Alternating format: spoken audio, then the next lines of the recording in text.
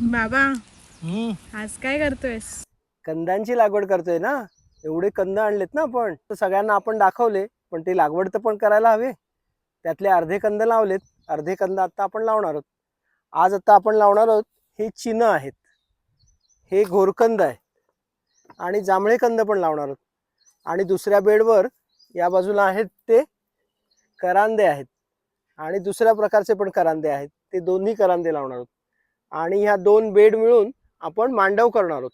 त्यामुळे मग ते जे काही वेल असतील ते वरती चढतील.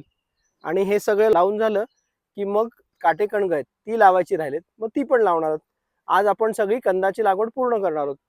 साधारणतः पाऊस आपण 15 तारखेला म्हटलाय, त्यामुळे आपण पावसाची वाट बघतच आहोत. आणि मीन टाईम त्याला पाण्याकरता म्हणून इथे स्प्रिंकलर्स चालू ठेवलेले आहेत. त्यामुळे कंदांना पाणी स्प्रिंकलर्सनी मिळेल, म्हणजे मग ते कंद त्याची वाढ व्हायला सुरुवात होईल. ऑलरेडी त्याचा अंकुर निघालेलेच आहेत.